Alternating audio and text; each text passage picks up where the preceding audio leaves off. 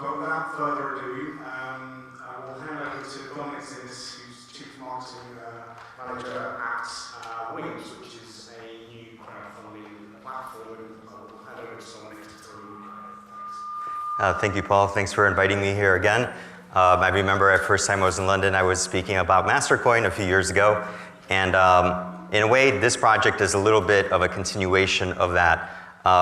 So it's a great pleasure to come back here again and present and kind of just show you how things are evolving in the industry from, back into the early days of, I guess, 2012 to 2013 when ICOs just sort of started up. So my name is Dominik Zynis, and I've been working with the rest of the team on the Wings project for about a year now.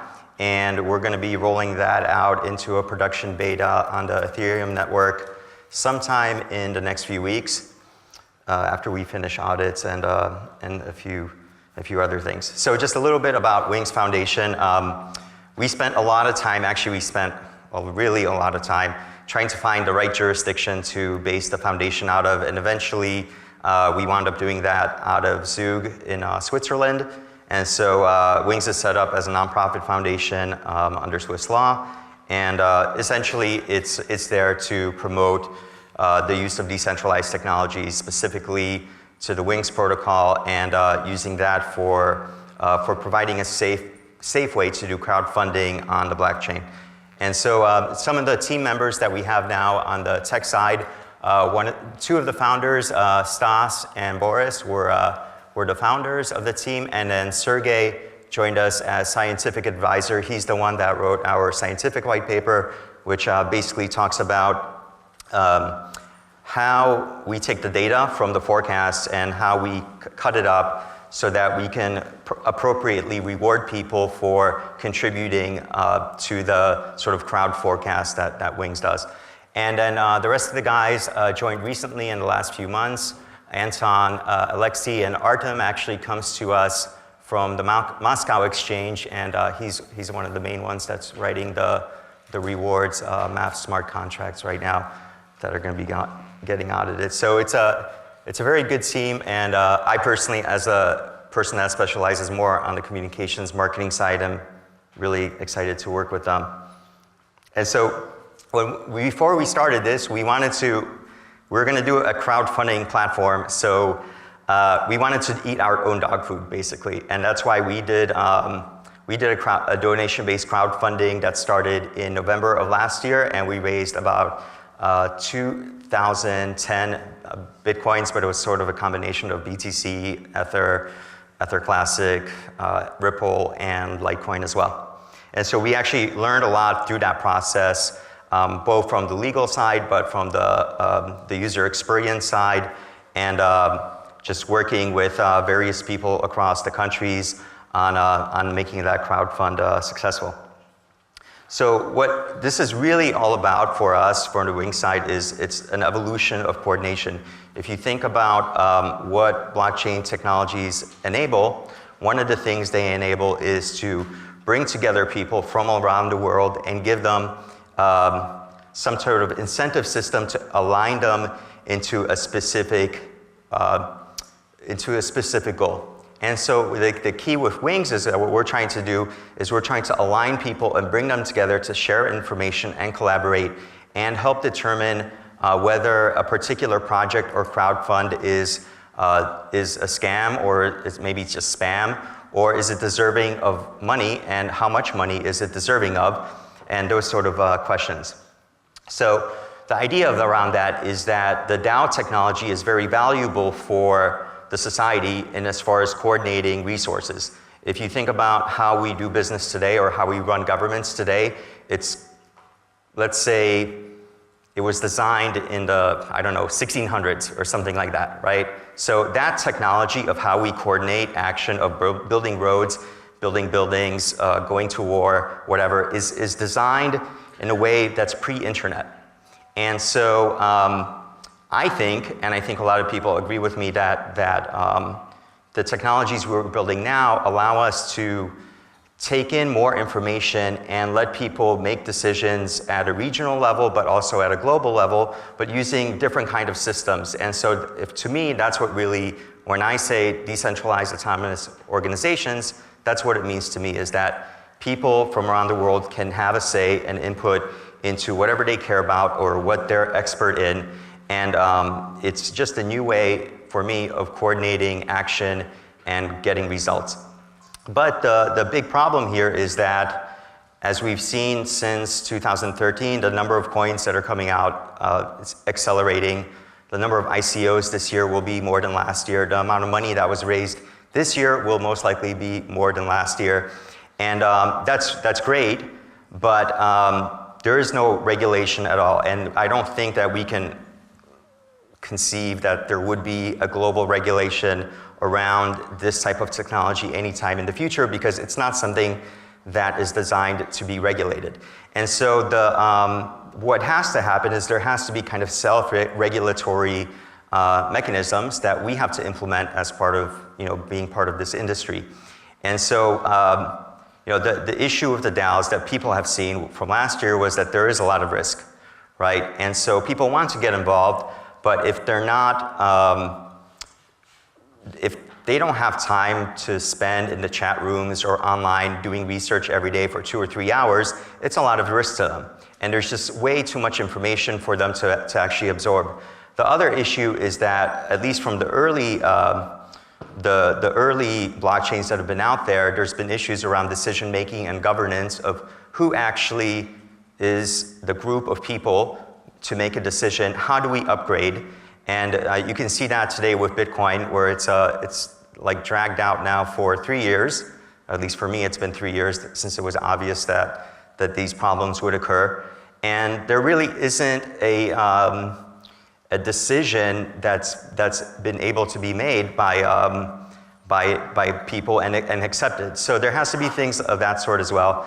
And lastly, they're just hard to interact with. So some of the things that we've thought of on the Wing side is that as this grows, people are going to, like today, people, when they do ICOs, it's kind of like they write their own software, maybe they borrow it from someone else and they have it on their website, this kind of thing. You have no clue really, is that maybe they get an investment from somebody and there's some auditor in some random country that says they got $1 million X.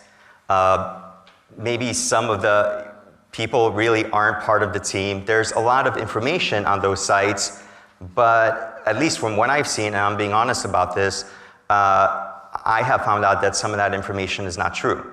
And sometimes people find out too late about that. And so what we think is that as there's more of that, the quality ICOs and projects will kind of gravitate to specific platforms where they can be identified that they've undergone certain levels of analysis and due diligence and that sort of thing. The self-regulatory mechanisms, as I mentioned before, and also the ability to predict pitfalls. So being able to see that part of the team that is part of an ICO is good or maybe is not so good. And there's information that people have and there's information around us, but it's not necessarily being shared. And so being able to kind of crowdsource that due diligence and analysis, that's one of the things that we're basically working on, and we're sort of betting on that is going to lift up the industry and make it accessible to people who necessarily don't have time or basically don't have time to learn all the nuances of crypto and look at projects for hours and hours. So when you think about this, it all goes back to banking, because banking is about finding financing projects and resource allocation. And so the next generation of banks and VCs, in my opinion, if you looked at how the world is today and was in the last 50 years, there's certain hotspots of activity. There's Silicon Valley, there's London, there's Hong Kong, there's Paris, so New York. And so these are places where there's a lot of innovation, there's a lot of liquidity and capital flowing towards innovation. But that's not necessarily the case. There is people in other areas that need access to capital, and there's people in other areas that are smart, that have something to add, but they might not be able to be connected.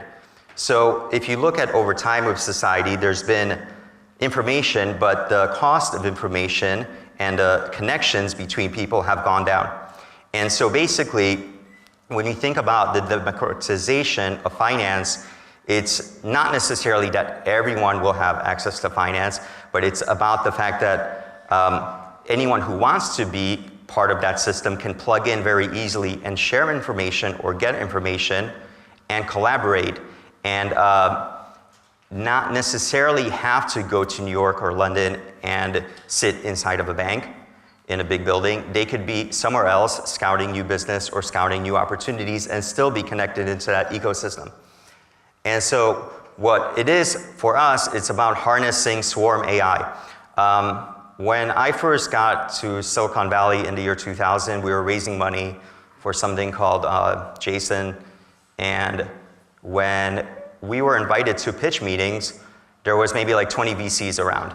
And so the way that they made decisions was basically, after we presented, they would get together and they would discuss whether they liked the team, what they thought of the market potential of the technology, and they shared that information. And in today's world with the blockchain technologies, that's basically what we're trying to do with Wings, is to provide a system where people can share information and mutually benefit from it. And so basically we've designed a system where someone makes a proposal on a project and a bunch of people can either say it's a scam, and if enough of them vote for it to be a scam, it doesn't get listed on the project, or on Wings basically. If it doesn't get enough of those votes, then the DAO is basically asked to give it a valuation.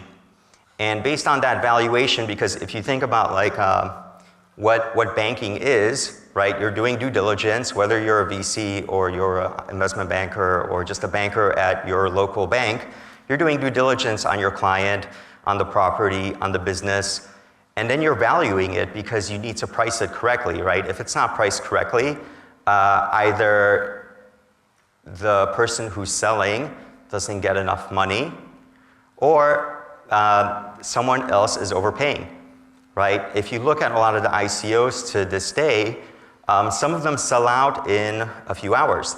So for me, that if I was the entrepreneur, I would wonder, well, did I leave an extra 10 million on the table? You know, so that sort of thing. So that process, that's what we're working on. And the promotion aspect, well, typically with an investment bank, you'll have like underwriting, but the promotion aspect with Wings is that if someone has a track record of forecasting good deals, they get paid when their forecast is correct, but also when that ICO actually realizes that forecast, right? So if the ICO doesn't happen and there's no money, no one is getting paid anything. But if the forecast is accurate and the money is raised, they share in that profit basically. And so there's a kind of promotional aspect built into the system of like kind of just the psychology of people of I put enough time into this to do due diligence on it, and I valued it, and maybe I've been doing this for a year or two now, so I share this with people who follow me, and those people may have analysts that they follow that they're basically funding projects based on what those people think. So that's kind of like the promotional aspect of it. And then the last part is the risk and the capital controls. So what you see is a lot of projects raising 10 million or 20 million, but then they're just sitting on that cash. And you're wondering like, what is it that they're doing with that? So the other thing that we're building into the Wing system is basically like a milestone-based tranche releases of capital. And the first versions won't actually have this, but there it is. So the first versions won't actually have this, but later on in the year, we'll have forecasting based on the risk of that milestone not being met. And so we'll evolve the system, but from the very beginning, where it starts out with is basically token creation, getting it on Ethereum, letting people do forecasts on the valuation and deciding whether it's, it's a scam project, that sort of thing. And so, head back here. So basically, what we're trying to do is we're trying to build this system where it's building a secure way for people to get involved in DAOs and in different kind of blockchain technologies, but where maybe they don't necessarily, let's say there's a DAO for a taxi company, right? Maybe someone's got a fleet of taxis, but he doesn't really want to read into the technical details of how the smart contracts work. He just wants to plug in, have his taxis going out there and working and creating money. And so we're trying to create a system where basically we can use the crowd for the vetting and the funding process and the kind of control of the projects. And as a sort of, just like you would go to a ratings agency today, you would basically go to Wings and you would get rated. And if you, if you get good feedback, then hopefully you'll get funded. And so basically, at the end, what happens is we want people to ask, does your project have wings?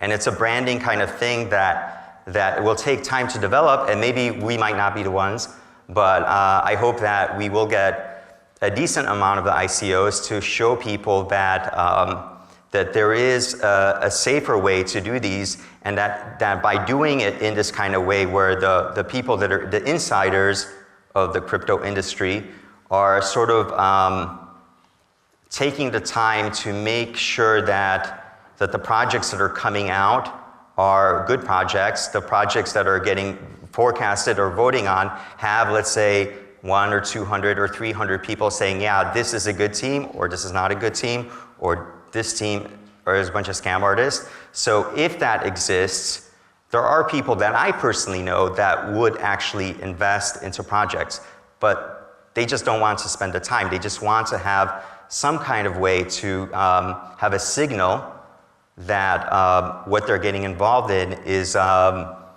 something that's legitimate. And so what I'm going to do now is give you a very quick demo of the current system. And so we were lucky enough that the folks at Coinscrum were nice enough to let us participate on the blockchain Oscars, which are happening in Munich in a couple weeks. And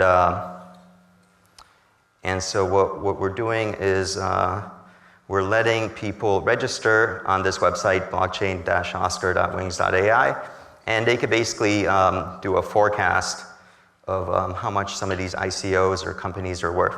And so actually the funny thing is that when we made the alpha system, we just used average forecast, and it turned out that that's actually, we shouldn't be doing that. So we're changing that over to median, the median forecast. And so for like Bancor right now, the median forecast I think is like 1,600. Some of the early ones we did we did some testing a few weeks ago, and we did a forecast for Qtum, which was, or Quantum, which is an ICO out of China. And that was a really interesting one because I think the average was something like 4,400 BTC, and there was a lot of people in the West, especially I guess in the States, were saying that it's a scam because the CEO had done something or whatever. But I had seen that it had a lot of important people on the advisory board, and I said, well, I don't know what this guy did or not, but the fact that he's got all these people backing him up, these forecasts are probably not correct. So I think it's going to be, for the Wings platform, it's going to be an evolutionary process. Like when I say, okay, forecasting, until we get the rating system in place and there's enough sort of rounds, one person's going to be equal to the next. But hopefully after 5, 10, 20, 30 rounds, some people are really going to stand out, and the system is basically, it starts ranking them. And so over time, you'll be able to basically, you'll be able to cut the numbers out so you can look at just the best analysts and that sort of thing. And we're starting with the ICO system with the blockchain ICOs, but we hope that, maybe in a few years that people will be able to use it also for valuing other types of assets or properties. And so let's see if I can get in here. The internet's a little bit slow, so there we go. So as you can see from the interface side, it's very similar to like a Kickstarter. We're going to make this available for people to run on their own websites as well. Hopefully we can get folks in other countries to run them in Spanish or Chinese or Russian or whatever. There's still a lot of UX work that has to happen. Like this is obviously not the most, not the best slider on there. But basically I can come in here and I can make a comment, maybe some analysis of what I thought of this particular opportunity, and then I would submit a forecast, and that goes onto the Ethereum network, and then you can kind of see the distribution here of the forecasting. And I think that kind of covers it.